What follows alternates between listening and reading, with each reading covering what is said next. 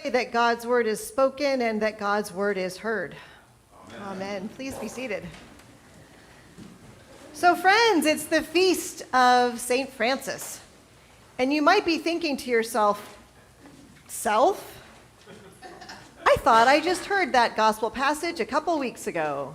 And you would be right. The passage we just heard from Luke's gospel is the passage we heard the Sunday closest to August 3rd, which is how our lectionary aligns readings. It's always the Sunday closest to a particular date. It is also the gospel appointed for the feast of St. Francis.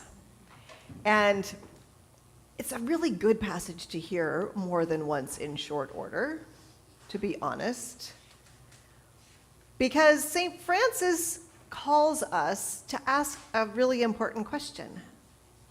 What about the life I am living and the life I am building would be recognizable to Jesus as the life of one of his disciples? One of the things people like to quote St. Francis as saying is, preach the gospel at all times, and if necessary, use words. Are we living lives that are recognizable as lives of the good news of Jesus? And it's important when we ask this question to keep in mind how radical this gospel is. There are all kinds of voices out there that would, in the name of Christianity, treat Jesus more like a mascot who cheers us on in all the ways we already think and already act in our lives in the status quo, really a mascot of the status quo, rather than Jesus as the Messiah who came to turn the world upside down and cheer us on as we help God bring in the loving reign of God that truly changes the world. That doesn't align itself with wealth and power, but instead challenges wealth and power for the sake of the life-giving, liberating love of God in Jesus. So instead of domesticating Jesus and making him our mascot, we are called to allow our lives to be transformed by him. Our final hymn will call Jesus our master. Is he our master or our mascot? That's the question. And it's a question that St. Francis certainly asked of himself. And just as there is a temptation out there in the world and an encouragement out there in the world to treat Jesus as a mascot, there is certainly energy around treating St. Francis as a mascot. It's really easy to leave St. Francis with his bird or wolf or bird and wolf statue in the garden next to the bird bath and let him simply be charming instead of life transformation inspiring.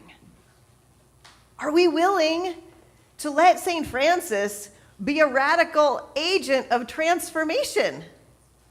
Or are we happier to kind of keep him cute and charming in the garden? Will we live lives that Jesus would recognize as lives of his disciples?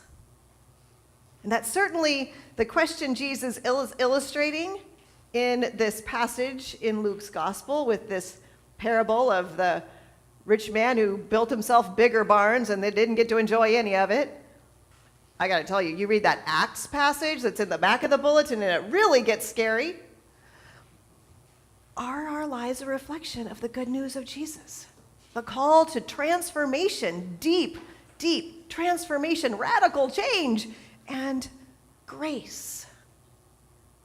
Now, Francis was born into wealth and privilege, a number of experiences, including a military service and an encounter with someone who at the time they would have called a leper, probably not leprosy as we would understand it today, but certainly in that culture, sort of fearsome untouchable, an other, a radical other, converted his heart. And there's some great stories about in his sense that he was meant to help God rebuild the church physically in the Church of St. Damiano, but also metaphorically, but also in real ways.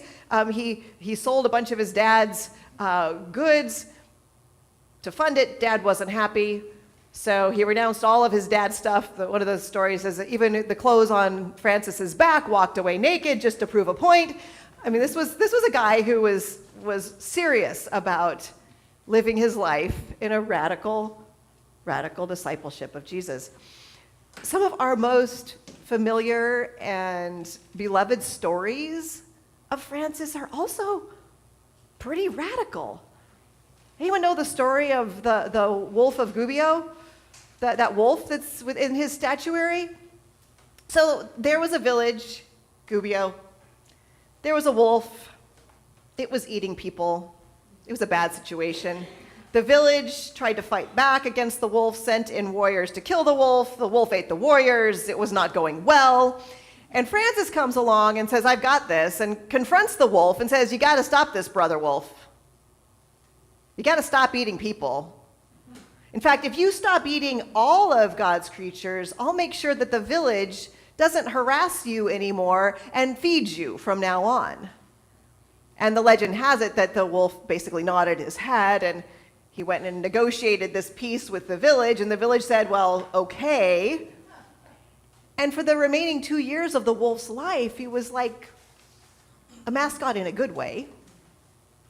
He wandered about the village, visited the villagers' homes, they fed him, it was peaceful, they didn't hurt him, he didn't eat them. It's kind of like that video we've been seeing streaming on Facebook of the lady who thought she had a stray cat on her porch that she was feeding. It was actually a mountain lion. Have you seen that one? It's trending. But they fed the wolf and took care of the wolf, and there was peace between the ferocious, deadly wolf and this village. The story of St. Francis and the Sultan, have you heard of that one? Okay, so it's the time of the Crusades. Not the best time we really want to remember of the church, and probably like really a symbol of early Christian nationalism in its worst, right? The nation has taken a hold of the church, using the church to fight its wars. And Francis decided this time for peace. So he and a companion crossed the battle lines to go pray with the Sultan. Because that sounds simple. They get captured by the Sultan's troops. They're beaten. When they say, we came to pray for peace with the Sultan, they think, well, this will be interesting to see. So they actually bring him to the Sultan, and he says, we come to pray for peace. And so they pray for peace, and Francis starts preaching the good news, and the Sultan is impressed. He says, I really love my faith. I'm a really good Muslim, a great follower of Allah, a lover of Allah. But I really admire your faith. I really respect you for your faith. And so they left on very good terms. They gave Francis and his companion safe passage, which was remarkable given the circumstances. You know what happened later? The Christians tried to lay siege on Cairo, and the Sultan let loose the Nile and trapped them, literally bogged them down. They could go nowhere. And instead of wiping them out, which would have been a fine strategic move, he asked them to disarm. They did. He gave them safe passage to the port and let them go in peace. Would that have happened without Francis's intercession earlier? We don't know. But it's easy to imagine that this very humble follower of Jesus coming to pray peace may have had a significant difference in that outcome. Even the story of Francis and the birds is pretty amazing. The story goes, Francis was getting to that time of life where he was wondering, should I give up my public ministry and just kind of hole up, be a hermit and pray, because I'm kind of getting weary of this. So he was off by himself doing that discernment, and two of his companions, including Clare of Assisi, had done their own prayer, and they came to him and they said, Francis, no, we still need you preaching the good news publicly. And he was moved by their insight, and so he went and he found the first congregation he could to share the good news, and the congregation happened to be a flock of birds. And as the story goes, he begins preaching the good news of Jesus, and they stopped what they were doing, their little feathered selves. They opened their wings, opened their beaks as if to be praising God with him, didn't leave until he was done preaching, and they eventually came and they lit upon him as if to share this joy and peace with him, and then they all flew off together. And Francis was so moved, but also this is the part where I just want to hug Francis. And say, he was so moved, but he thought, why did I not preach the good news to birds until today? And I want to say, honey, you've been busy. You're not going to get it right all the time. But that was a moment when he realized the implications of the incarnation. That God taking on human flesh in Jesus, not only being creator, but bringing divinity into creation,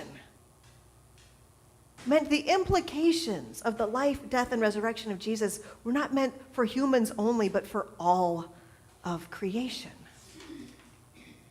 All of creation.